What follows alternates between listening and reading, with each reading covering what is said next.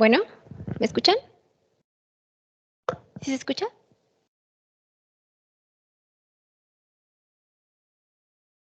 Pues buenas tardes, estamos aquí esta tarde, ¿no? En el Auditorio Laboratorios, ya es la última sesión de esta jornada del Congreso de Ética, Ciencia y Educación. Y hoy vamos a escuchar la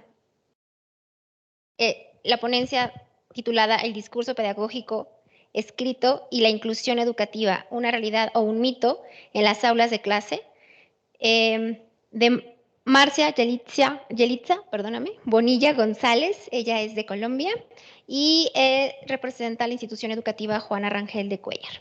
Adelante, Marcia, tienes 20 minutos.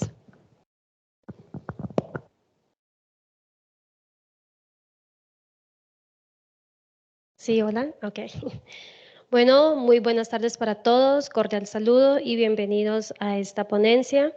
De antemano, pues voy a pedir unas excusas si en algún momento levanto un poquito la voz, pero pues por mi acento soy un poquitico fuerte al hablar.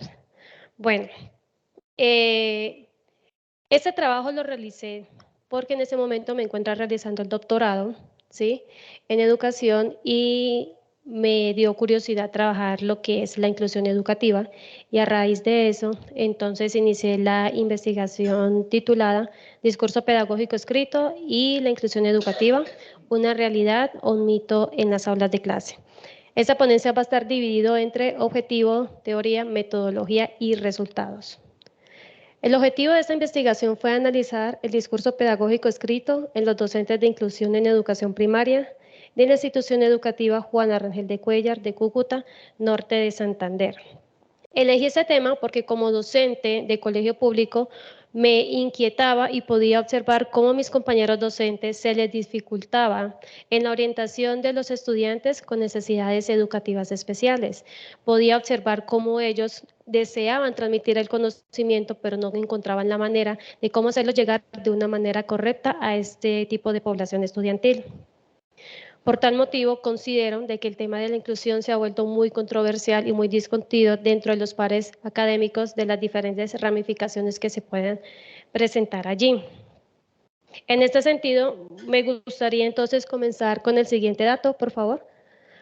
Este dato lo arrojó el DANE en el 2020, diciendo que 1,76 millones de personas, el cual equivale al 4,3% de la población total, sufre de alguna condición particular, de las cuales el 6,3% se encuentran agrupadas en los grupos de edad de 5 a 14 años, y dentro de esa población, el 63,9% de las niñas, niños y adolescentes asisten a una entidad educativa. Si nosotros analizamos estos datos que nos arrojan el DANE en el año 2020, comparado con los años anteriores, se puede ver de que han habido un aumento significativo dentro de esta población y su aparición en las entidades educativas. Ahora bien, si analizamos este dato con el año actual, que estamos en el 2023, es inevitable pensar que esa cifra aún más ha aumentado, debido por varias razones. Anteriormente, los padres de familia no consideraban de que estos estudiantes debían estar dentro de una institución educativa porque no ofrecían los recursos adecuados para su correcta orientación. Hoy en día esa idea ha sido transformadora y ha sido cambiante de acuerdo a las necesidades que se van presentando. Teniendo en cuenta lo anterior, es inevitable pensar la inclusión como un eje principal y primordial dentro del sistema educativo, especialmente el colombiano. Y un claro ejemplo son los marcos y las regulaciones de que ha dirigido los entes gubernamentales con el fin de orientar, adoptar y facilitar a las secretarías de educaciones departamentales en la aplicabilidad de la inclusión de una manera correcta. Ahí tenemos un claro ejemplo, la Ley General de Educación 115, que es la que nos rige a nosotros aquí en el sistema colombiano, y la adaptación en cada una como la Resolución 2565 de octubre del 2003. Además de eso, de los documentos otorgados como el DUAT y como el PIAR para la adaptación correcta de los currículos de acuerdo a las necesidades particulares de cada uno de los estudiantes con necesidades educativas especiales. ¿Cuál es el fin de estas políticas? El fin es nada más de fortalecer el aprendizaje de los niños, niñas y adolescentes, sin importar su condición particular, pero a su vez también de generar una educación de calidad que no vamos a discutir en este momento, pero que es claro de que se tiene en cuenta los 4 ejemplares como el saber ser, saber aprender y también el saber comunicar, creería yo que entraría dentro de esos pilares. Sin embargo, la realidad es que en las instituciones educativas no se está brindando este servicio de calidad educativa con los estudiantes de necesidades educativas especiales, a pesar que el gobierno, digamos que dentro de sus documentos ofrecen algo de que es maravilloso y que es aplicable, pero no es así. Simplemente por el simple hecho de utilizar el término de inclusión ya se cree que se está realizando de una manera adecuada y no es la realidad que se está viendo en las instituciones educativas. En este sentido, me gustaría iniciar con el término de inclusión. Para la población en general, la inclusión sería simplemente incluir, cayendo en la repetición, estudiantes con alguna condición particular en aulas de clases regulares tradicionales. Sin embargo, desde mi experiencia y mi consideración, encontré este concepto que lo dio el Ministerio de Educación en su documento Hacer una educación inclusiva de calidad, en el cual dice: el incluir implica el dejar participar y decidir a otros que no han sido tomados en cuenta. El objetivo básico de la inclusión es no dejar a nadie fuera de las instituciones, tanto en el ámbito educativo y físico, así como socialmente. Ortiz y Tao Ramírez, 2015. La palabra socialmente es la que más me llama la atención, porque como docente, desde mi experiencia, considero que la interacción social es mucho más significativa que inclusivemente impartir simplemente conceptos o conocimientos hacia los demás estudiantes. Si hay una interacción social dentro de ellos, dentro de los pares, dentro de los mismos estudiantes o con el docente y estudiante, se puede generar un aprendizaje más significativo, porque se tienen en cuenta simplemente estos 3 elementos: comunicación asertiva, que se necesita. Se tiene en cuenta el contexto, porque los contextos van variando de acuerdo a las necesidades de cada uno de ellos, y además de eso se tiene en cuenta el discurso pedagógico. Esos 3 elementos hacen que esa interacción social se vuelva muy significativa, especialmente en los estudiantes que presentan alguna condición. ¿Por qué? Porque este tipo de estudiantes no solamente aprenden conceptos básicos desde la parte de los conocimientos cognitivos y demás, sino que aprenden a comunicarse, aprende a expresar sus emociones, aprende a expresar sus opiniones y a su vez aprende a autocontrolarse también, porque muchas veces estos estudiantes, al entrar en una frustración, por ejemplo, en alguna situación, no se saben controlar. Entonces, digamos que si un estudiante se aprende a controlar y a expresar sus emociones, allí ya se está presentando un aprendizaje significativo que va mucho más que un concepto. Si ellos se autorregulan, se controlan y se aprenden a comunicar de una manera asertiva, perfectamente la parte conceptual la pueden adquirir de una manera más sencilla. En este sentido, yo apliqué la siguiente investigación en el contexto de básica primaria. ¿Por qué no en la básica media? Porque considero que la básica primaria es la base fundamental, primero para la parte educativa, para la parte cognitiva. Si un estudiante tiene los conceptos claros desde la primaria, cuando entran al bachillerato es simplemente fortalecimiento y profundización de esos conceptos. Y luego la aplicabilidad, que es lo que nos exigen las pruebas externas, como pensamiento crítico, resolución de problemas, asertabilidad, entre otras. Eso como primera medida. Y como segunda medida, también si se lleva un estudiante con necesidades educativas desde la primaria de una manera adecuada, cuando llegue a bachillerato, ese estudiante definitivamente va a tener un progreso. ¿Qué quiero decir? No es lo mismo un estudiante que desde la primaria ha sido diagnosticado clínicamente bajo una condición y que eso hace que se haga la adaptación curricular adecuada a esa condición y que esa adaptación sea comunicado entre los pares hasta llegar a bachillerato, a recibir un estudiante de bachillerato que en primera medida no tiene definida qué tipo de condición trae clínicamente y por lo tanto, es muy triste decirlo, van pasando los años porque es un problema para el docente. Es así de sencillo. Y eso lo hablo desde mi experiencia. Yo en este momento tengo en grado 9 3 estudiantes, cada uno con una condición muy particular. Si ustedes me preguntan qué tipo de condición tiene, no lo sé, porque no está clínicamente diagnosticado. Si ustedes me preguntan, ¿usted está aplicando el currículo adecuado a esos 3 estudiantes? No lo sé, porque yo lo estoy aplicando es desde mi experiencia. Yo sé de que ese estudiante tiene una condición por mi experiencia, porque sé que no tiene la parte cognitiva completa, no la tiene. Pero si usted me pregunta si eso es lo que usted lo que está haciendo, profesora, es lo correcto, la respuesta va a ser no lo sé. Yo lo aplico desde lo que yo sé, bueno o malo, de ahí a que ese resultado sea el correcto. Para ese estudiante en particular, no lo es. Entonces, es allí donde nosotros vemos 2 obstáculos. En primera medida, nosotros lo vemos desde el diagnóstico clínico, pero en primera, desde el padre de familia, porque muchos padres de familia no aceptan de que su hijo tiene alguna condición en particular, y al no aceptarlo, no lo llevan a que lo diagnostiquen. Y si lo llevan a diagnosticarlo, no tienen los recursos financieros que lo hagan de una mejor manera.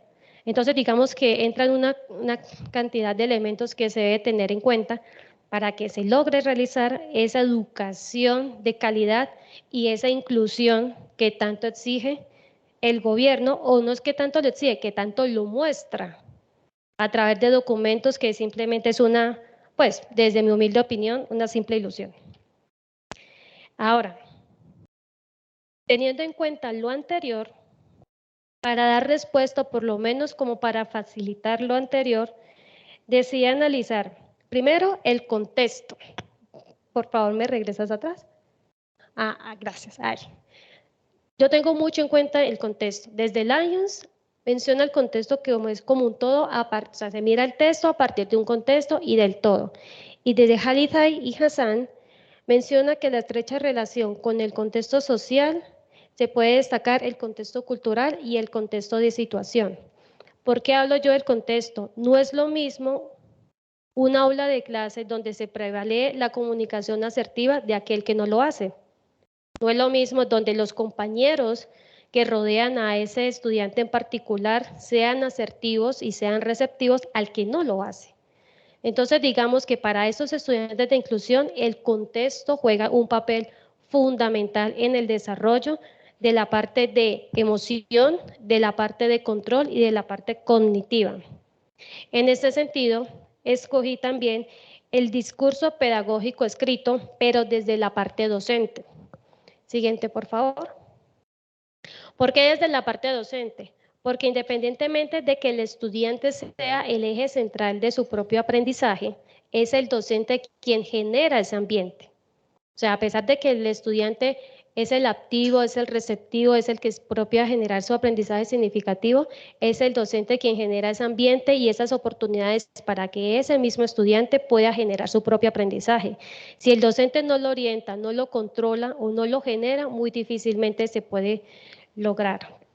Así pues, desde el discurso pedagógico permite la transmisión de sentimientos, de emociones, a partir de una exposición detallada de hechos con elementos descriptivos. Y hay que tener en cuenta que esos tipos de estudiantes no es solamente la forma de comportamiento, sino la forma particular que tiene ese estudiante de ser y de existir ante la sociedad. Y eso es lo que nosotros tenemos que evaluar, que tenemos que analizar y que tenemos también que respetar y aceptar. ¿Qué metodología yo apliqué para ese tipo de investigación? Obviamente de carácter cualitativo porque es totalmente descriptivo, con carácter etnográfico, y los participantes fueron docentes de básica primaria, porque yo quería saber qué concepciones ellos tenían frente a esta realidad que es inevitable. Cada año se presentan más estudiantes con algún tipo de condición y llegan a primaria. Y particularmente, muy tristemente, aquí en el sistema colombiano, digamos que una aula de clase mínimo tenemos 40 muchachos en primaria. 40 muchachos en primaria donde todos son muy diversos y si a eso, de esos 40 hay 3 estudiantes con necesidades educativas especiales, créeme que esos 3 no tienen la misma necesidad. Entonces puede haber un estudiante con autismo, puede haber un estudiante sordomudo o puede haber un estudiante con un síndrome de Down y todos nos los meten ahí. ¿Por qué? Porque simplemente con matricularlo, listo, ya ese colegio es inclusivo. Entonces no se tiene en cuenta ese contexto en el cual se está desarrollando, y quería ver cómo los docentes lo percibían desde su experiencia y cómo ellos solucionaban eso, porque el docente es quien soluciona, o sea, se matricula, están los estudiantes, solucione, mira a ver usted qué va a hacer, pero debe de estar con ellos. El contexto lo analicé por 2 meses, desde enero a marzo, y realicé 2 tipos de recolección de datos. El cuestionario lo apliqué como primera medida, pero fue muy vago, o sea, no tuve los datos que yo quería analizar, y por lo tanto opté por la entrevista, y estos fueron los resultados.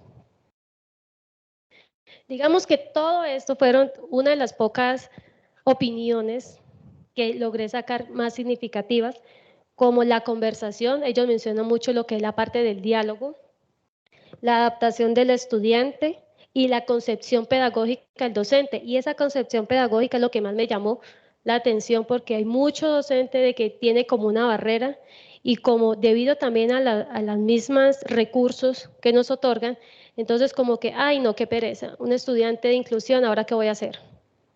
Tengo 39 más muchachos, de los cuales 30 son hiperactivos con déficit de atención, en fin, y ahora tengo uno entonces también con inclusión que hace por 40 más, entonces ¿qué voy a hacer? No, pues pasémoslo. Y es un problema para el siguiente profesor.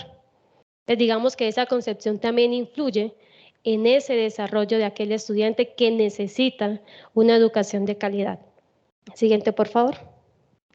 Los datos lo hice en una triangulación en el cual tuve 3 elementos en cuenta: el discurso pedagógico escrito y la comunicación, el discurso escrito y los procedimientos pedagógicos, y el discurso pedagógico escrito y la calidad educativa. Siguiente, por favor. El primero, el discurso pedagógico escrito y la comunicación. El trabajo escrito debe fomentar la participación y la exploración, tanto en los procesos de enseñanza como los de aprendizaje. Participación y exploración, o sea, interacción. Debe fomentarlo para que haya una verdadera comunicación. Los docentes descubren cada día diferentes formas de concebir la escritura por parte de los estudiantes, entre ellas la escasa motivación por lo que se escribe, por lo cual es importante tener claras las dificultades que presentan los estudiantes. Tener claras las dificultades. ¿Por qué creen ustedes que a un estudiante le falta motivación? ¿Por qué creen ustedes que a un estudiante se le dificulta? No es porque no tenga sus habilidades cognitivas o no es porque no tenga sus conceptos definidos, es simplemente porque el docente no está llegando a la necesidad que necesita el estudiante. Como no está llegando a esa necesidad, no lo entiende, no lo comprende, no desarrolla, no aplica, no se motiva. Tercero, el clima generado al interior del aula, el cual debe estar orientado al aprendizaje de la escritura, acompañado de la escucha y observación de estas necesidades particulares. Este fue uno de los más controversiales, porque me decían: profesora, es que es muy complicado yo aplicar algo si yo no sé qué tiene. Es muy complicado yo adoptar algo si no sé qué necesita. Yo sé que algo tiene, pero no sé qué es lo que tiene. Entonces yo genero el aula de acuerdo a la mayoría, y si se adapta, pues chévere. Y si no se adapta, pues qué, ya toca que buscar una manera extra para poderlo hacer. Segunda concepción, discurso pedagógico escrito y los procedimientos pedagógicos. Depende de la actuación del profesor quien se orienta básicamente a comprender la realidad educativa en la que desempeña su labor. Realidad educativa, la subrayé porque me parece importante. Esa realidad que no solamente se ve en los estudiantes con limitaciones cognitivas, sino físicas también. Por ejemplo, donde yo trabajo, si un estudiante llega en silla de ruedas, pues lo siento, porque ¿qué? Tocará entre todos alzarlo para que pase a cada salón, porque no está la adaptación física. Si un estudiante llega sordomudo, peor todavía, porque ni los docentes, porque me incluyo, no tenemos conocimientos para ese tipo de comunicación. Y segundo, tampoco los libros están adaptados para ellos. Si un estudiante llega con algún miembro que le hace falta, por ejemplo, porque tuve un compañero que le faltaban los 2 brazos, entonces hay que, tampoco está la forma de hacer la adaptación para que ese estudiante pueda avanzar. Entonces, esa es la realidad que hay. Pero, ¿estás hablando de manera general? No, estoy hablando desde las instituciones públicas, porque en las instituciones privadas digamos que hay alguna diferencia, pero en las instituciones públicas, que es quien recibe los recursos del gobierno, y aparte esos recursos los recibe de acuerdo a la cantidad de estudiantes, y si usted no tiene esa cantidad de estudiantes, lo fusionan con otro colegio y listo. Entonces es allí donde se está viendo el verdadero problema. Segundo, al momento de organizar los conocimientos y experiencias, debe considerar la diversidad de elementos que contextualice el proceso, nivel del estudiante, medio sociocultural y familiar. Todos los estudiantes son influenciados por el contexto familiar. Si tienen una pelea en su casa, un estudiante regular, créeme que llega con baja motivación y uno de docentes se da cuenta porque de tanto tiempo que uno comparte, uno ya los conoce. Ahora, si un estudiante tiene alguna condición particular, obviamente les va a afectar más. Y la diferencia es que ese estudiante con condición particular no tiene la habilidad de comunicarse de una manera asertiva, mientras que sí lo hace un estudiante regular. Y eso hay que analizarlo muy bien y trabajar también desde la casa.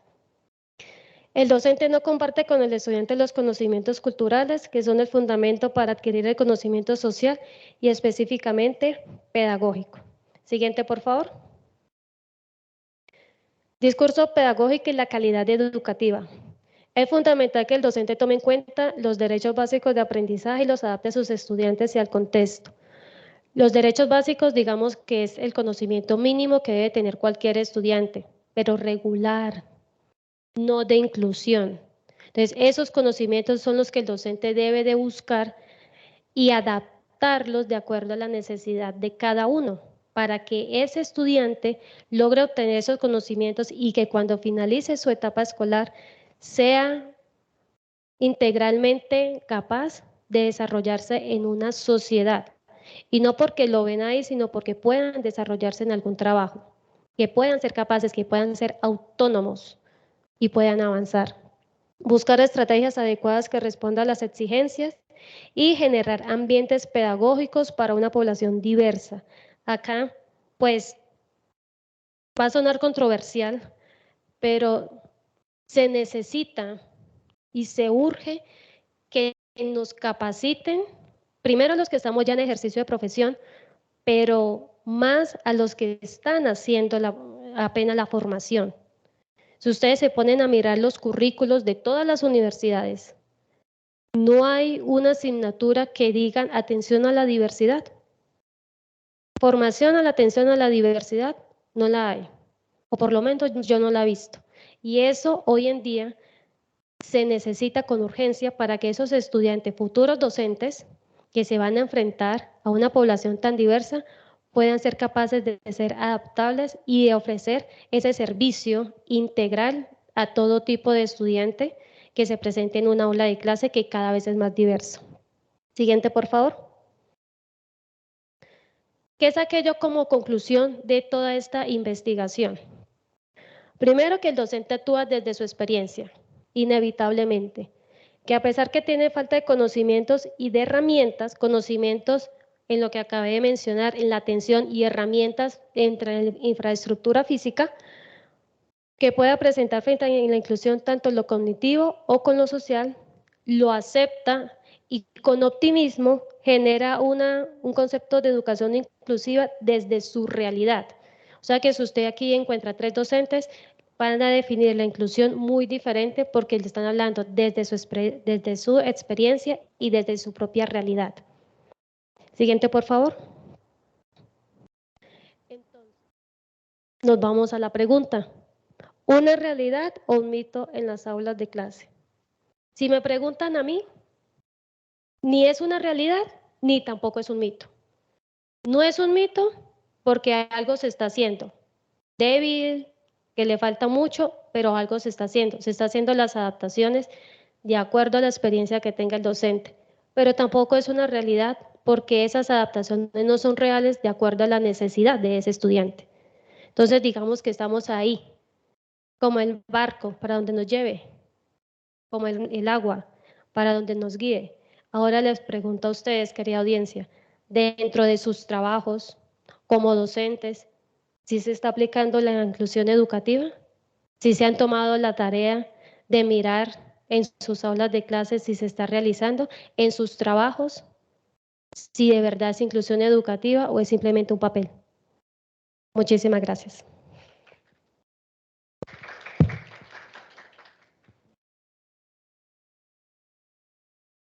Bueno, muchas gracias, Marcia.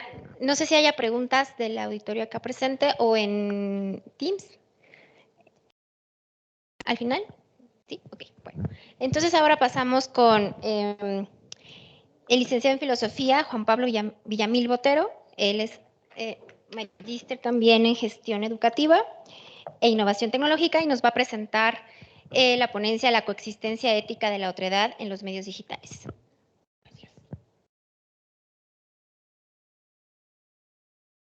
Hola, hola. ¿Bien? ¿Se escucha bien? Sonido. Siempre había querido decir eso. Bueno, voy a comenzar de una vez. Primero que todo, quiero comentar cómo inició este interés por esta cuestión particular. Cuando yo hablo de coexistencia ética de la otredad en los medios digitales, hago referencia a una cuestión esencial.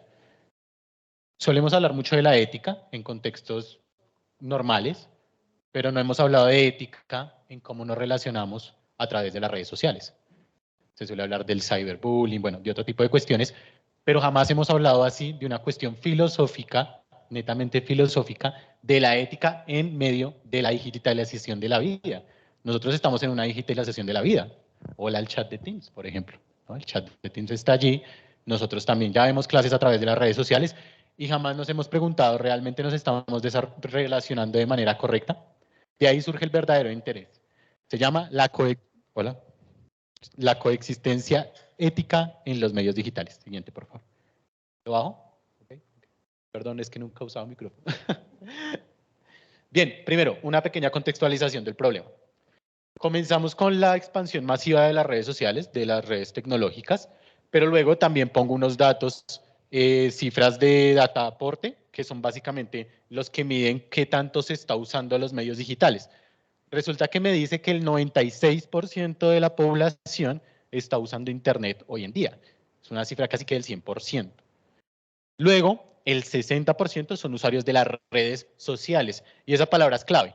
Redes sociales lo hemos entendido como aquellas redes conceptuales en medio de la digitalización por la cual nos relacionamos, pero al final son redes que socializamos. Allí hay una interacción con otra persona. Y eso es importante que no se ha tenido en cuenta. Y finalmente, pongo unos datos del UNICEF en el cual me reporta que 1 de cada 3 jóvenes siente que ha sufrido cyberbullying. Parece ser que hay un cierto problema en las redes sociales que no hemos atendido realmente, tal vez porque ha llegado muy apresuradamente. Siguiente, por favor. Comienzo con un análisis de la otredad. Luego veremos esto cómo se termina relacionando directamente con los medios digitales, el por qué nos estamos relacionando así en los medios digitales. En últimas, la pregunta que girará en torno a todo esto es ¿por qué en las redes sociales nosotros vemos que la gente es menos empática con los demás que en persona? Y pasa mucho que de pronto en redes sociales alguien habla mal de otra persona y en persona no es capaz de decir nada. Y eso sucede demasiado. ¿Por qué sucede eso? Esa es la pregunta que girará en torno a todo este discurso. Otredad a puerta cerrada. Este título lo pongo por A puerta cerrada. La obra de teatro, realmente es una obra de teatro de Jean-Paul Sartre. En esta obra de teatro, voy a resumirla muy grosso modo, me menciona que hay 3 personas que de la nada despiertan en una sala como esta, completamente a puerta cerrada. A la hora de tratar de salir de allí, no pueden hacerlo. Están completamente cerrados. ¿Y qué pasa allí? A lo largo de la obra vemos cómo estas personas, primero, pues suceden cosas regulares que suelen suceder en estas obras que a veces son tan románticas, se enamoran entre ellos y demás, bueno, ya sabemos cómo funciona esto, pero también se pelean entre ellos. Y se pelean por una cosa tan sencilla como una butaca que había en el medio de la sala. Y terminan peleándose fuertemente por eso.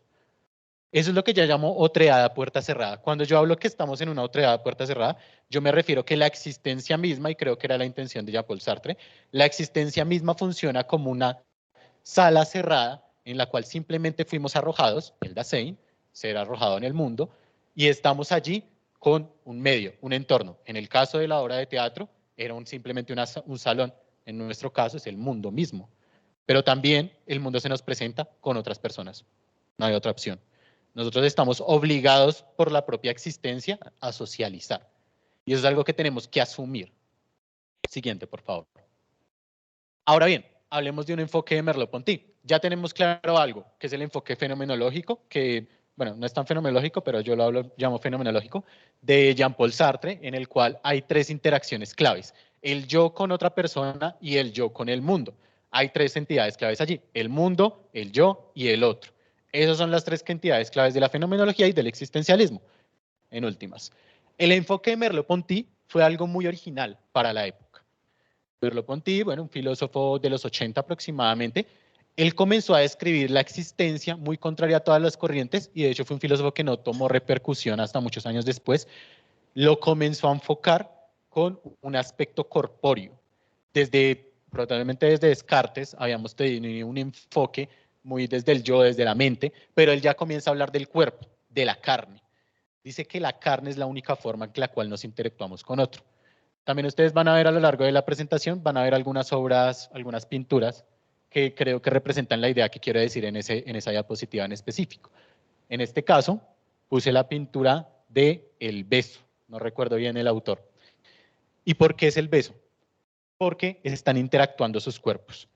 A veces puede sentirse que si no hay un cuerpo no estamos realmente interactuando con otra persona. Y eso es lo que nos dice Merleau-Ponty. El cuerpo es la posibilidad para la otredad. Es la única forma de interactuar con alguien. Y eso también a través del lenguaje. Perfecto. Entonces vamos un enfoque, siguiente por favor. Vamos a un enfoque fenomenológico en el cual me dice, hay un mundo, muy bien. Hay otras personas, perfecto. ¿Y cómo nos relacionamos con esas personas? A través de mi cuerpo, a través de mi lenguaje. Yo me relaciono así. Ahora viene un autor que se llama Levinas y la ética de la otredad. Él me habla de una cuestión más interesante aún, desde la ética. Aquí ya introducimos una parte ética. Porque él me dice, efectivamente, tal cual como lo he mencionado antes, hay un cuerpo, hay un otro y hay un mundo, pero parece ser que siempre que yo tengo de frente a otra persona, yo tengo que responderle. Yo siempre pongo un ejemplo que es muy estúpido, pero a mí me gusta mucho, y es que uno cuando va caminando no puede atravesar a otra persona. Es casi eso. ¿Será que eso sí pasa en los medios digitales? ¿Será que cuando yo me cruzo con alguien en los medios digitales puedo atravesarlo? Parece que ahí no hay un cuerpo. ¿Será ese el problema? Ya veremos. Entonces me dice Levinas que cuando hay un rostro, cuando nosotros sentimos la presencia de otra persona frente a frente, inevitablemente le vamos a responder. Responder no de decirle usted no sé qué, no. Responder de simplemente de poner, hablar, dialogar, verlo, sentirlo, esquivarlo si me va a atravesar corriendo porque viene corriendo hacia mí y lo esquivo. Es un cuerpo que se me presenta a mí en este mundo y yo le respondo así sencillamente. Siguiente, por favor. Bueno, la pintura es Los Amantes, tampoco recuerdo el nombre y pues son amantes con el rostro cubierto. Gracias. La ética digital. Aquí ya comenzamos con la cuestión de la digitalización. ¿Qué pasa en los medios digitales? En los medios digitales, aparentemente, bueno, primero voy a decir la obra, ¿no? Juan Gris, ¿no? ¿Por qué Juan Gris? Evidentemente, desdibujado, el cuerpo ya no existe tanto, y es que eso es lo que parece pasar cuando estamos nosotros conectados a las redes sociales. Nosotros creemos que hay una persona allí detrás, pero no vemos un cuerpo real, no vemos un rostro para poder responderle realmente a esta persona con la ética que corresponde. A mi modo de ver, uno de los problemas de la digitalización y de cuando hablo de ética digital es que allí no hay un cuerpo, como me decía Merleau-Ponty. Y al no haber un cuerpo, yo no puedo responderle de cierto modo, de modo ético, porque siento que su presencia no me afecta, es algo que no está allí. Entonces, en la digitalización de la vida, el cuerpo se desencarna. Solamente hay interacción a través de palabras, perfecto, pero parece insuficiente. Para palabras, una inteligencia artificial, para palabras, un bot. Eso es insuficiente. Parece haber una necesidad de una corporalidad. ¿Será que nosotros solamente por esta razón vamos a ser inherentemente antiéticos en las redes sociales? Ya respondería a esa pregunta. Siguiente, por favor. Microconclusiones las llamé así porque son unas conclusiones pequeñas desde esta parte filosófica. Me dice que, primero, la existencia, el infierno son los otros. Así finaliza la obra de A Puerta Cerrada, que fue como comencé. Parece ser que siempre que hay una otredad, yo puedo sentir que esa otredad me puede o bien atraer o me puede vulnerar. Es una otredad que me puede asustar. Una frase muy famosa de la filosofía es esa, el infierno son los otros. Esa la dice Jean-Paul Sartre, justamente en A Puerta Cerrada. ¿Y por qué me lo dice? Porque después de esta interacción que estábamos a puerta cerrada, ellos están muy asustados, no saben dónde están, estoy contextualizando la obra, estos personajes se asustan porque creen que están en el infierno, creen que están pasando a otro mundo, pero llegan a una conclusión muy interesante, porque en ese relacionamiento terminaron agarrados, terminaron, mejor dicho. Uy, justo me llaman. Colga, gracias. Porque en esos medios digitales, perdón, vuelvo, porque en esa contextualización de que estamos a puerta cerrada, en esa interacción con las otras personas, muchas veces puede haber violencia, como ciertamente lo hay. Entonces ellos llegan a una conclusión muy interesante. Me dice, este mundo, que repito, es una analogía para el mundo, no es el infierno son los otros, es la otredad. A mí lo que me lastima no es el mundo en sí, lo que me lastima son los demás. Eso es algo con lo que tenemos que vivir en los medios digitales y en nuestra vida personal, digamos, regular, aquí como estamos interactuando, no hay de otra. Pero también pasa algo interesante, todavía no, gracias, pero también pasa algo interesante, y es que como mencionaba antes, en las redes sociales no hay cuerpo. Entonces, si antes ya de por sí había una interacción ciertamente violenta con las otras personas, por su cuerpo, inclusive con su cuerpo, inclusive con su propio rostro, viéndolo a los ojos, pues imagínense si no lo hay. La gente va a sentir más disposición y va a sentir inclusive más, no sé cómo explicarlo, como más energía para poder desprotecar sobre otra persona. En últimas, hay un problema allí cuando hablamos de que no hay un cuerpo en los medios digitales. Espera, un momentico.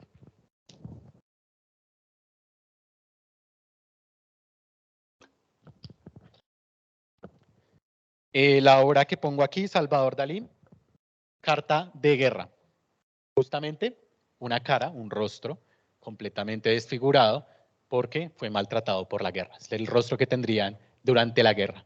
En el mundo hay guerras, en los medios digitales puede que no, pero ciertamente hay falta de empatía. Mi teoría es que hay falta de empatía porque no hay un cuerpo. Siguiente, por favor. Perfecto. Pero eso quiere decir que entonces yo estoy condenado a que siempre que entre a las redes sociales haya una falta de empatía, una carencia ética. Por supuesto que no. Allí ya comienzo con la alternativa y con mi teoría de cómo nosotros realmente podemos evitar todo lo que mencioné al principio, que son datos y son cifras reales. Digamos, yo sé que la filosofía suele tener esa mala fama de no ser aplicable. Yo quiero que ustedes vean cómo sí lo es. En este caso ya he mencionado bastantes cosas filosóficas en el cual desde la fenomenología me menciona que hay un mundo, hay una otredad, estoy relacionándome con todas las personas, puede ser que esa relación sea violenta, sea amorosa, tiene muchas posibilidades, no lo sé. Pero ciertamente en los medios digitales no hemos entendido que detrás de una pantalla hay otra persona. Y ese ha sido el verdadero problema, hay carne detrás de la pantalla. ¿Qué me dice a mí Merleau-Ponty? Esto es de Merleau-Ponty. Me dice que la memoria es lo que a mí me posibilita saber cuándo hay un otro o cuándo hubo un otro. Yo sé que hubo alguien en este salón cuando nosotros nos vayamos porque hay mugre, porque hay un aroma, lo que sea.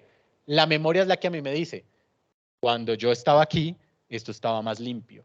Entonces, aquí hubo alguien. Es algo muy sencillo de entender. Aquí tienen, esto también es de Merleau-Ponty, es de su libro, en donde demuestra cómo la memoria me permite a mí abstraer cosas hacia el presente. Pero yo les tengo un ejemplo porque esto es un poquito enredado.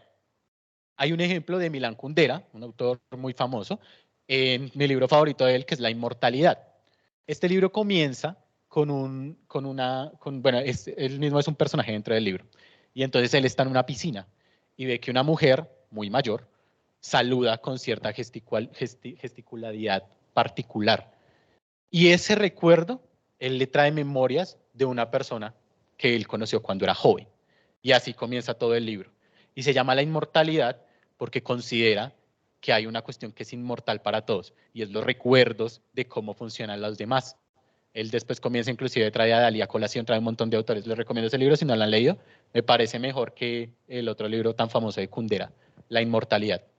Entonces, la memoria me permite a mí abstraer que pueden haber otras personas. Un ejercicio de memoria me puede a mí llevar a saber que hay un cuerpo detrás de una pantalla, pero solamente hay una forma de realmente impactar en eso, de realmente decir, sí, hay una pantalla y hay una persona allí detrás. Siguiente, por favor. La alteridad en la era digital, una perspectiva existencialista. Como pueden ver, pues yo traigo mucha colación las perspectivas existencialistas. ¿Qué me dice a mí Jean-Paul Sartre? Él me dice primero que, por si alguien no sabe qué es el existencialismo es simplemente que la esencia precede, que la esencia precede a la existencia. No, al revés, que la existencia precede a la esencia. Gracias. Que la existencia precede a la esencia. ¿Eso qué quiere decir? Es un poquito enredado, pero lo que me quiere decir en últimas es que yo nací como una tabula rasa. Simplemente nací sin nociones previas. Por eso, por definición, tendría que ser ateo. No hay un Dios que me trajo a mí, que me construyó con ciertas nociones y demás. Yo simplemente llegué a este mundo y comencé a construirme poco a poco.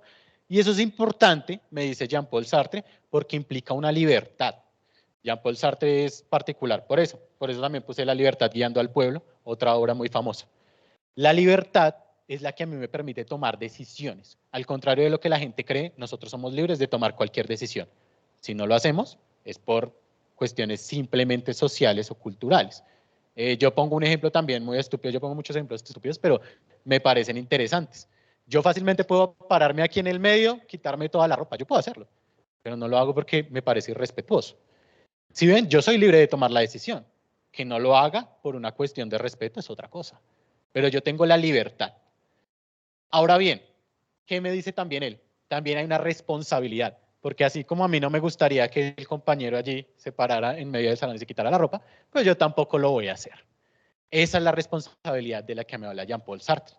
Yo no hago las cosas porque tengo que actuar, muy parecido al imperativo categórico, tengo que actuar de tal forma que mi actuar quiera que sea universal.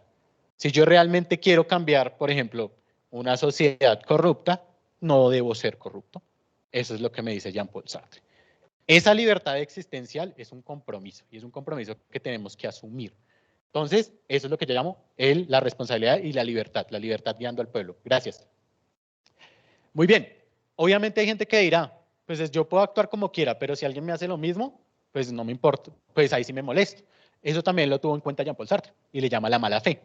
La mala fe es aquel actuar que niego mi propia libertad, en el cual yo digo, no, yo no puedo actuar así porque no quiero o porque simplemente digo que no. No, tú eres libre de actuar. Pero a veces la gente tiene una noción de mala fe, cree que simplemente no es libre de actuar. Y finalmente el compromiso ético con la alteridad. Cada acción con los demás afecta. Voy a poner un ejemplo. Si yo estoy aquí y boto un gas pimienta en medio del salón, ¿qué pasa? Mi actuar implicó afectación a todas las personas. No sé si ustedes de pronto tienen alguna condición que les pueda afectar más o menos este gas pimienta que yo lanzaría hipotéticamente. Pero el hecho es que si yo lo hago, los va a afectar a ustedes. Y eso es algo que tenemos que tener en cuenta por simple, básica existencialista. Mi actuar tiene una afección en los demás. Entonces tenemos que ser comprometidos con nuestras acciones. Tenemos que tener mucho compromiso. Cada acción puede impactar mucho en los demás. Siempre ténganlo en cuenta. Y eso es ética, si ustedes lo piensan. Cuando yo pienso cómo estoy actuando día a día y si lo estoy haciendo afectando a otra persona, estoy actuando de manera ética. Siguiente, por favor. Perfecto. Pero entonces, ¿cómo salimos de esta encrucijada en la cual no hay un cuerpo al cual responder en los medios digitales y parece ser que por eso hay una falta de empatía? Muy sencillamente, sé que la respuesta a veces es un poco común, pero es la realidad. La única forma es, primero, no asustarnos por los medios digitales. Están ahí, nada que hacer. Es lo mismo que les hablaba con el Dasein. Cuando yo existo, existo con otros y existo con un mundo. Es lo mismo, ya nacimos en un mundo, bueno, las personas que están naciendo ahorita están naciendo ya en un mundo digital. Está ahí, no le tengamos miedo. Aprendamos a usar la herramienta, pero sobre todo enseñemos también que detrás de esa herramienta hay una persona, hay un cuerpo. Es la única forma de que realmente pueda haber ética en los medios digitales. Al final, promover una otra edad a través de la pantalla. Es lo que digo yo. Siguiente. Conclusiones. Esta sí me va a permitir leerla. En la digitalización, la alteridad se entiende a través de la expresividad, el hablar y demás, y la posibilidad de un otro detrás de la pantalla. El cuerpo en la digitalización.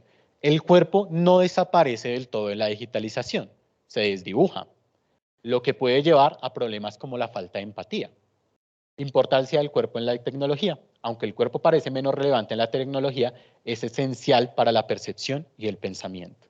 La coexistencia con la alteridad en los medios digitales requiere asumir una responsabilidad. La enseñanza de todo esto, si quieres puedes pasar a los referencias para dejarlas ahí para el que le interese. La conclusión de todo esto en últimas es seamos responsables con los medios digitales y enseñemos a las personas, sobre todo si son docentes, enseñemos a los chicos a usar los medios digitales de manera correcta. Enseñémosles que detrás de la pantalla hay un otro. Y eso tenemos que tener una responsabilidad muy grande a la hora de hacer. Es la única forma de construir una ética, es responsabilizándote a ti por tus acciones, por medio de una pantalla, por medio de una publicación en Instagram, en donde sea, o por medio de la realidad del cuerpo a cuerpo. Muchísimas gracias.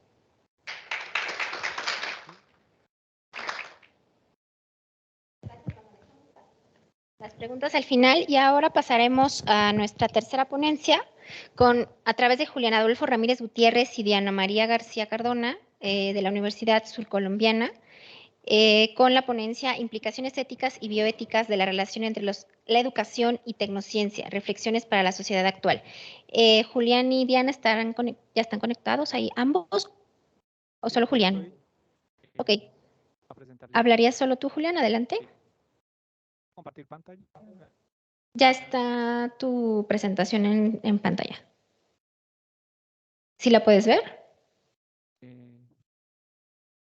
¿Ustedes la ven? Ah, ya la vemos, nosotros ya la vemos. Buenas tardes, ¿qué tal me oyen? Sí se escucha, adelante. Bueno, entonces mencionaba pues la idea de esta presentación es explorar un poco estas relaciones de la tecnociencia y la educación actualmente. Para eso, pues, digamos, introducción el tema de la tecnociencia. ¿Qué es la tecnociencia? La articulación que tenemos en la ciencia, la tecnología, también que se enmaraña con la cultura, la política, la misma forma de ser de cómo se crean los negocios, se desarrolla desde la producción hasta el consumo. Todo es está atravesado la ciencia y la tecnología, depende por el conocimiento. Entonces está en la mitad la educación siempre como un elemento mediador de elementos, formar ciencia, formar en educación. Entonces, pues,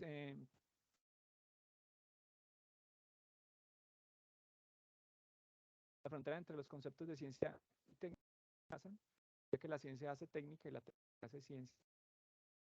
Esa interacción es el concepto. Julián, no te estamos escuchando bien, te estás entrecortando. ¿Será que si quieres apaga tu video para que pueda mejorar la conexión? A ver si con eso, Bueno, por favor. Bueno, entonces ahí están viendo. Gracias. Creo que pronto es un eco que hay también. Apagar el micrófono. Bueno, entonces, digamos, tenemos esta definición de tecnología. Esta era tecnología que hace que en este momento parezca pues, esta digitalización de la vida y a través de esa digitalización nos educamos. Y tenemos elementos como inteligencia artificial, interactuar, el video como principal fuente de medio para aprender, que está haciendo que la sociedad actualmente esté migrando de una sociedad, digamos, que se basaba en la lectura a una sociedad más y media.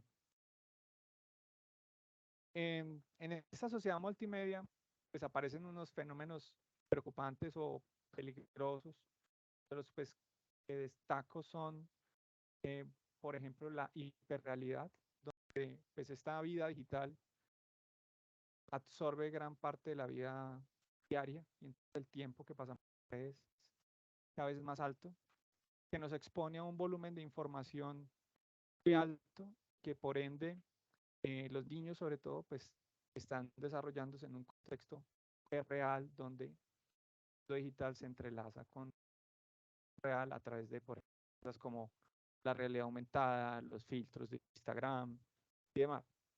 Y todos estos elementos se capitalizan de forma en una sociedad de la economía de la atención, donde la atención de las personas, cada uno de estos elementos digitales, pues pueden beneficiar a otra de manera económica, tiene un estímulo para, digamos, intensificar las estrategias para que la gente consuma más y viva más en esta realidad y que nos absorba.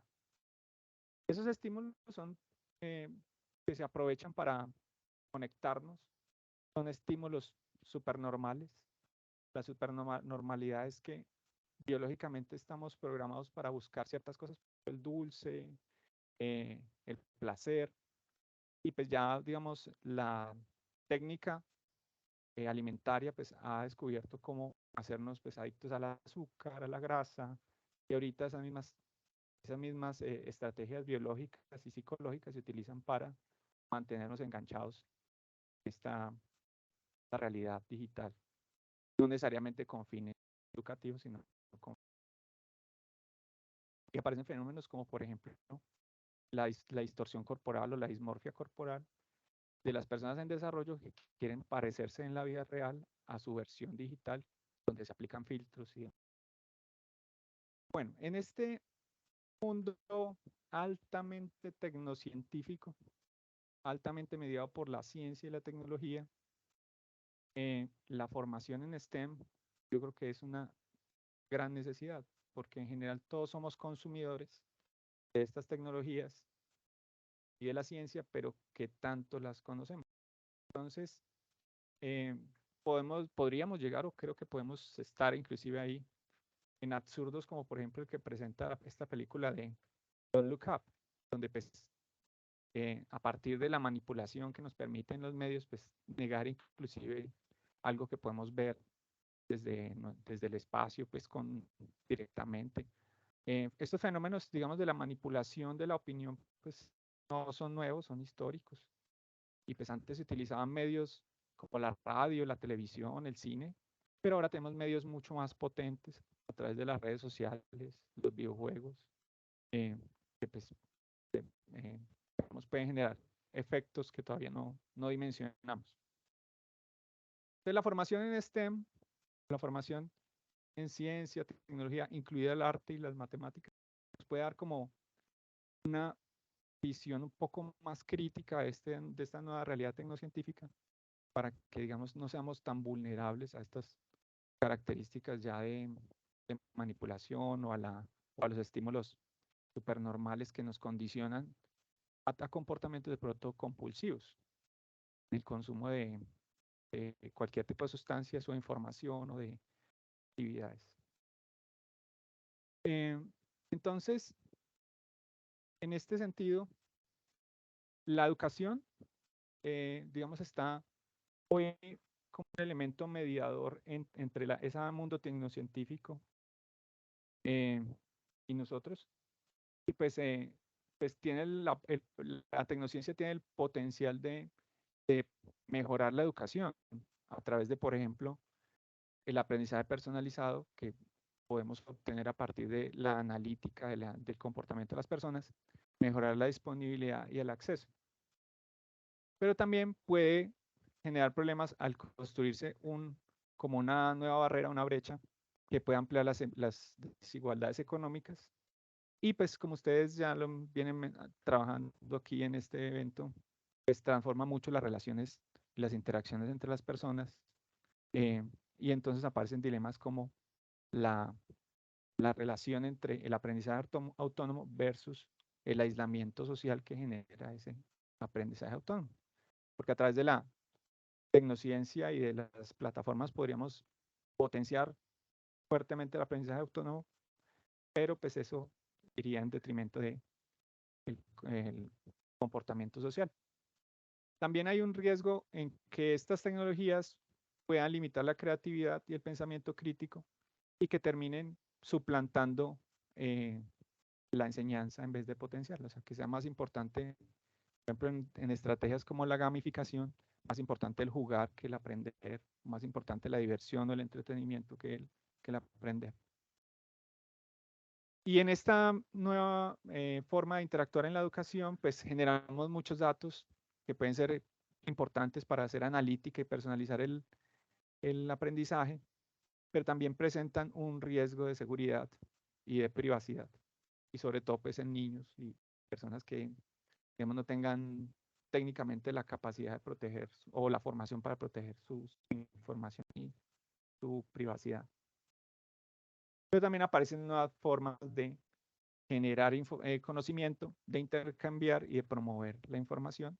Y eso implica que, por ejemplo, formas que hemos tenido hasta el momento de generar conocimiento, como el sistema editorial, están cambiando a una velocidad muy grande.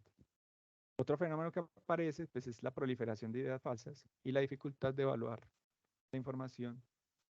Y todo esto es explotado a partir de la economía de la atención, generando un déficit de atención generalizado en la sociedad. Bueno, ese sería como un panorama general.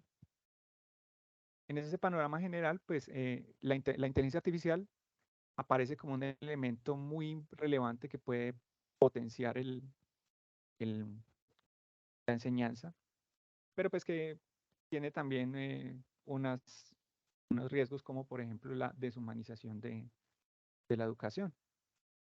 La gamificación, los dispositivos móviles, las plataformas en línea pueden mejorar la motivación y el rendimiento académico de los estudiantes, pero pues que tanto estamos formados los docentes para realmente sacarle provecho a estas nuevas tecnologías y qué estrategias pedagógicas serían lo importante utilizar para potenciar esos beneficios de la tecnología en la educación.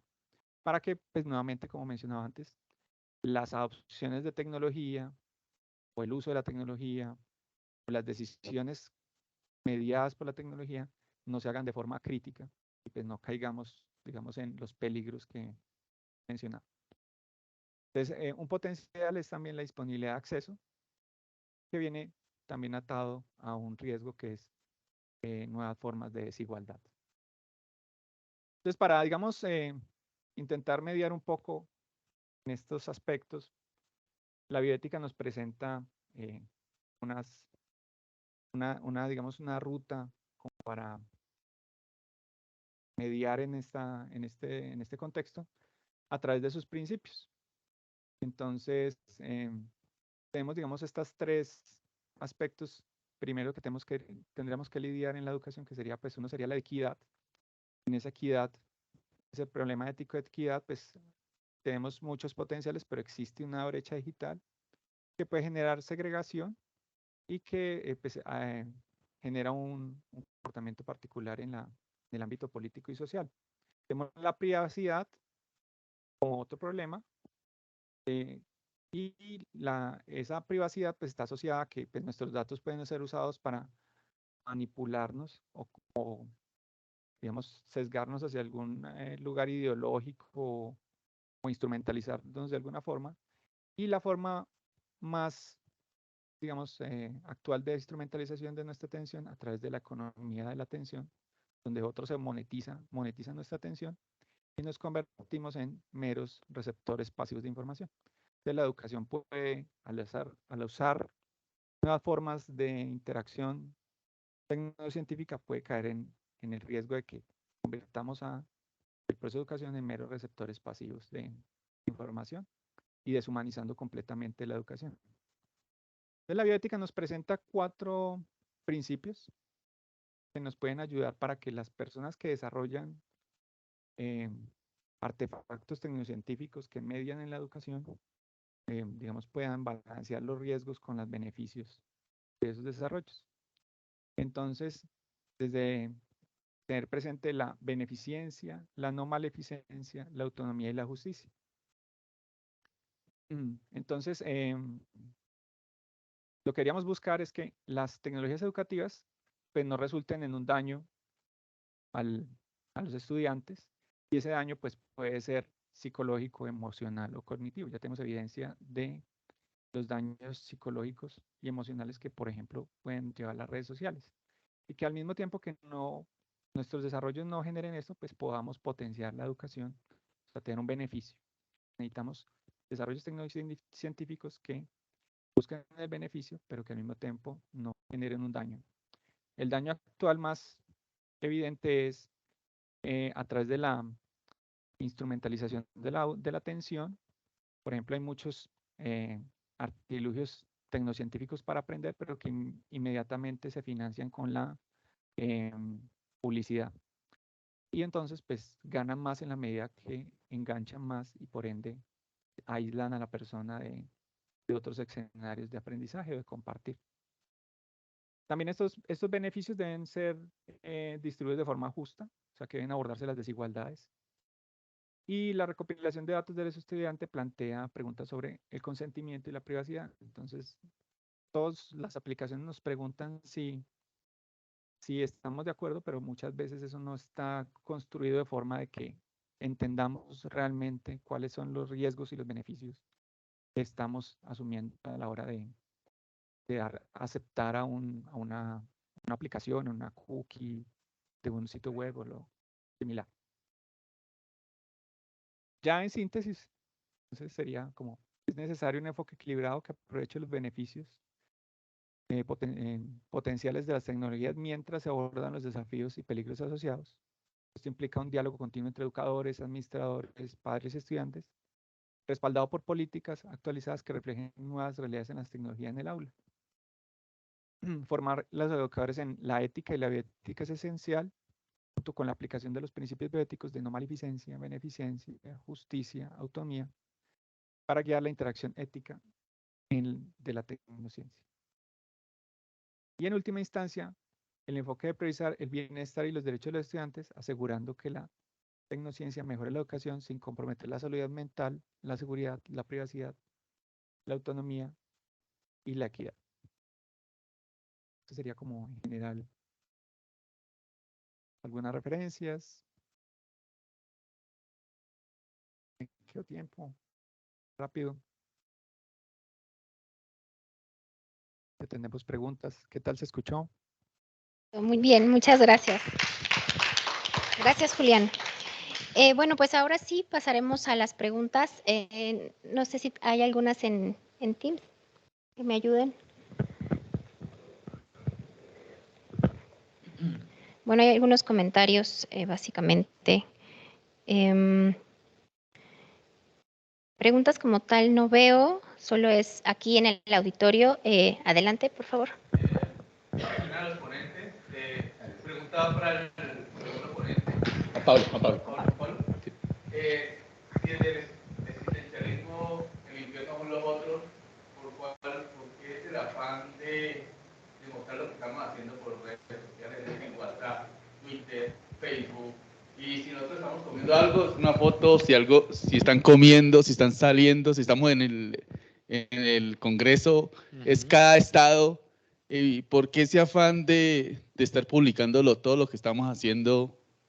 ¿Qué estamos buscando ahí? Desde el punto de vista filosófico, epistemológico, social, psicológico. ¿Por qué esa conducta? Si cada 4, como dices, las redes sociales pues están, es decir, es perjudicial en algunos momentos, ¿no? Sí. Entonces, si hay gente que dice, no le importa lo que están haciendo los demás, pero ¿por qué yo estoy en ese afán de publicar lo que estoy haciendo? ¿Qué busca en el interior la persona? ¿Qué conlleva? ¿Qué nos está conllevando eso? Bueno, gracias. No, gracias a ti por la pregunta, está muy interesante. No lo había planteado desde una noción filosófica. Yo creo que la respuesta fácil es aceptación, pero yo creo que puede haber una profundidad allí mucho mayor. Siento que siempre que hay un otro, como les mencionaba, hay que responderle a ese otro. Pero muchas veces nosotros tenemos afán de figurar por alguna extraña razón. Yo creería que es más eso, es un afán desde lo personal para tratar de ser el centro de atención en algún aspecto. Pero miren lo curioso, esa figura también de tratar de ser el centro de todo y tratar de que todo un mundo la esté mirando. Yo personalmente me intimido mucho, yo aquí estoy tímido un poquito. Pero ese afán también parte de un desconocimiento desde el otro, porque me creo con más poder para tener eso. Entonces yo te lo respondería desde dos puntos. Desde el psicológico yo creo que es aprobación, no soy psicólogo, puede haber distintas cuestiones allí, pero desde el punto de vista filosófico yo creo que es poder. Creo que quieren poder, quieren estar encima de los demás, quieren sentir que tienen más seguidores que los demás. Y eso pasa también por esta noción de falta de comprensión de la otredad. Entonces te la responde desde esos dos lados. Gracias. Muchas gracias. Tenemos una intervención, bueno, una pregunta en Teams de parte de César Tenorio y dice, igual para Juan Pablo, al recordar que hay...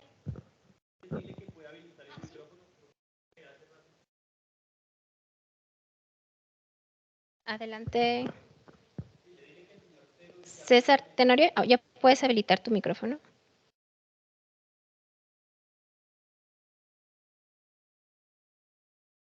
César, ¿nos escuchas? Ya puedes...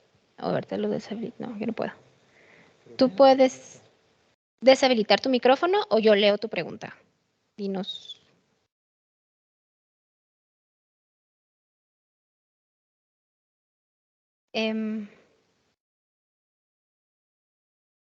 César, ¿nos escuchas? Sí, ¿me escuchan? Ah, sí, adelante. Adelante, ahora sí ya te escuchamos. Bueno, había hecho inicialmente un comentario para la primera ponente en el término de lo que se entiende por calidad educativa en Colombia, ¿no? Que es el índice sintético de la calidad. Eso como para quizá aclarar un poco cómo se entiende el concepto de calidad para el Ministerio de Educación Nacional.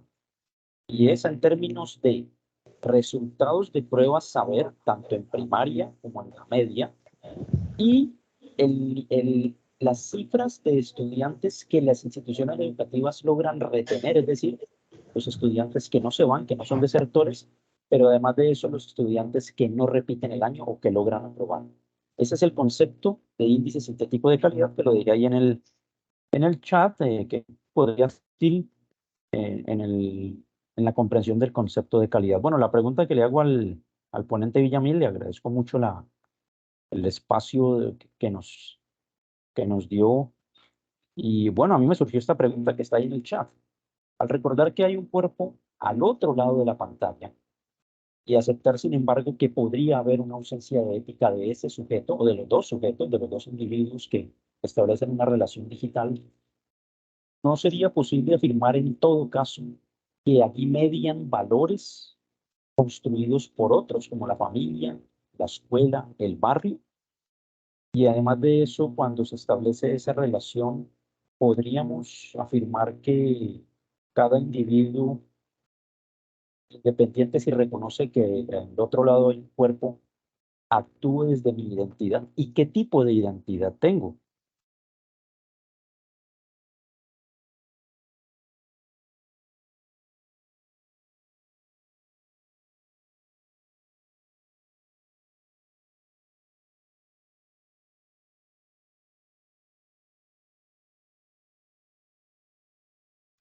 Bueno, muchas gracias por la intervención.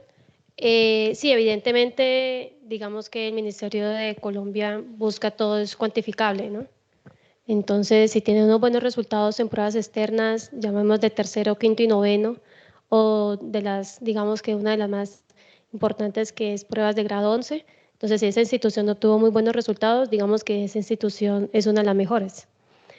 Lo que no se tiene en cuenta es que a pesar de que son muy medibles, no se tiene en cuenta son de aquellos estudiantes que no pueden ser medibles, pero que sí pueden generar una transformación dentro de una sociedad cambiante, ¿no? Entonces, a pesar de que la calidad educativa es evaluada cuantificablemente, en sí no se tiene en cuenta toda la población como tal en equidad y en igualdad, porque independientemente de que, digamos, menciona igualdad, en esa parte no hay igualdad, porque hay discriminación. O sea, digamos que los aparta, porque no tienen cómo, de qué manera medirlos, pero sí hay una manera medible y obviamente ese tipo de población puede ser muy transformadora e inclusive enseñarnos a nosotros mismos cómo adaptarlos y cómo interactuarlos dentro de una sociedad que cada vez es más cambiable. Muchas gracias. Bueno, ante todo, muchas gracias. La muy interesante pregunta, de hecho, muy interesante. Me dejó pensando bastante. Voy a tratar de responderla. Yo creo que no hay, siempre pienso que, como decía Nietzsche, no hay una verdad absoluta, pero voy a intentar responderla. Veo que hay dos puntos claves allí en relación a la pregunta de la persona que nos interviene a través del Teams. Uno es en relación con los valores y otro es en relación con la identidad. Entonces comenzaré con la primera. Respecto a los valores, ¿qué nos dice desde el existencialismo de nuevo? Nos dice que cuando nosotros nacemos, somos arrojados a un mundo. Yo siempre digo, no pedimos nacer, nunca pedimos nacer y nos botaron allí. Nadie pidió nacer, allí estamos en el mundo, simplemente. Estamos con el mundo, con los demás y así, pero también llegamos con unas condiciones y eso es inevitable. Estas condiciones, ¿cuáles son? Mi condición corpórea, mi estatura, mi forma de hablar, etcétera. Mi condición social, en qué familia llego, en dónde llego, mi condición nacional, de qué país soy, mi condición lingüística. Todas esas son condiciones con las que yo llego necesariamente al estar en el mundo. Una de las que tú mencionaste, que por eso me llamó la atención, es con la cuestión de los valores. Los valores, todo lo que se entiende como valores, son una condición, perdón, voy a redundar aquí, es una condición de estas condiciones existenciales que les menciono. Los valores están sujetos a la temporalidad, pero también al lugar donde yo me desarrollo. Por eso los valores que tenemos en nuestro país no son iguales a los valores que hay en otros, con cosas tan simples, inclusive cotidianas, como no poner los codos cuando estoy comiendo en la mesa. Digamos, esos son valores familiares que se inculcan a través de las condiciones en las que simplemente me tocó llegar y nacer con esas condiciones. El problema de basarse en una ética que esté simplemente sujeta a estos valores es que es contextual. Entonces lo que entendemos como bueno hoy será entendido como malo mañana o viceversa. Por eso los valores no tienen que ser una intermediación a la hora de responder éticamente. Lo que tiene que ser una intervención son simplemente las acciones. Porque las acciones, aunque ciertamente suceden en un contexto, son atemporales. Cualquier acción que yo haga puede ser evaluada de igual forma en otro contexto, cosa que no pasa con los valores. Los valores son normas preestablecidas. Las acciones se construyen. Entonces, respecto a los valores, considero que no es el enfoque correcto a la hora de desarrollar una ética tanto a nivel digital como a nivel cultural, bueno, cotidiano, corpóreo, lo llamo yo. No es el correcto por ese motivo, porque es contextual y eso puede traer ciertos problemas a nivel cultural. Las culturas son diferentes y en cada cultura hay una noción diferente de lo que es bueno y malo. En cambio, si yo lo juzgo de una manera abstracta, de una tercera persona, simplemente la acción, eso puede ser más beneficioso a la hora de construir una sociedad con mucha más responsabilidad ética. La cuestión de la identidad parte también de esto. También nacemos en unas condiciones que me construyen mi identidad propia, el cómo yo me visto, el cómo me muevo y demás. Y eso le llaman identidad narrativa, eso es Paul Ricoeur. La identidad narrativa que también se construye a lo largo del tiempo. Lo curioso de esta identidad es que va variando. Nuestra identidad no es hoy lo mismo que lo que fui hace 5 años y no va a ser lo mismo hoy de lo que soy después. Entonces, estas dos nociones, al ser tan contextuales de la temporalidad y del lugar donde nací, considero que pueden traer dificultades a la hora de entender una ética, por lo mismo, porque son contextuales y son casi que si las juzgamos es un anacronismo, es un error temporal, tratar de decidir si eso es bueno o malo. Entonces, es muy interesante la pregunta, me gustó mucho, me deja pensando, pero lo tomaría desde esos dos puntos de vista. Muchas gracias. Bueno, pues muchas gracias. No sé si hay alguna otra pregunta. Nos da tiempo para, creo, una más, porque hay que dar paso a la siguiente, digamos, ya la conferencia de clausura. Entonces, tampoco en Teams veo alguna otra mano levantada ni preguntas. Ok. La inclusión, ¿tú la consideras que debe ser plena, abierta hacia cualquier patología o se puede clasificar con ciertas patologías que algún estudiante o algún niño necesite estar en un establecimiento aparte, ya que esos establecimientos aparte los quitaron pues por la inclusión? Pero yo veo que algunos estudiantes, hasta un familiar, sí necesitaba esos institutos porque tenía los profesionales idóneos y avanzaron. Y estuve en una escuela regular y lo que hizo fue echar para atrás. Entonces, desde tu punto de vista, ¿hay que generar la inclusión sea como sea o hay algunos parámetros donde un niño sí requiera o otro no requiera? Gracias. Bueno, muchas gracias por su pregunta. Digamos que los sitios que estaban especialmente para aquellos tipos de poblaciones, fueron, digamos que, eliminados, hablándolo de esa manera, porque en vez de generar una inclusión, era una discriminación. Porque bueno, hay ese grupo y ese grupo es especial, en términos coloquiales. Entonces, como es un grupo especial, necesita cuidados especiales, necesita todo especial. ¿Cuál es el problema? El problema no es la inclusión como tal, sino cómo se lleva a cabo. Y ese es el problema que siempre pasa en el gobierno colombiano. Ellos llegan y arman un plan, pero no evalúan cómo llevarlo a cabo. Entonces, en primera medida, para que se pueda lograr esa inclusión y que haya un avance de esos estudiantes que evidentemente, si estuvieran aparte, estuvieran avanzando, es capacitando. Ellos necesitan primero capacitar a todo el personal docente para todos ese tipo de estudiantes, para que cuando lleguen esos estudiantes sepan cómo darles esa atención integral que necesitan y cómo llevarlos a un proceso adecuado. Eso como primera medida, capacitación urgente, cosa que no la hay. En segunda medida, se debe tener en cuenta es que por parte, digamos que la parte de psicología también, porque en primer lugar al que hay que tomar la atención y conciencia es al padre de familia, porque no todos los padres de familia aceptan de que su hijo tiene alguna condición. Entonces hay que hablarles a ellos para que sean conscientes de que sí hay, que no es una enfermedad, que simplemente es una condición que puede ser adaptable, que puede ser progresiva, que el muchacho puede salir adelante sin ningún tipo de discriminación. Y en tercer lugar, para que se genere esa adaptación, es que también se necesita que haya apoyo desde las entidades de salud, porque nosotros como docentes no podemos dar un diagnóstico sobre un estudiante que no conocemos. Ni siquiera el psicólogo lo puede dar. Lo tiene que dar una persona certificada.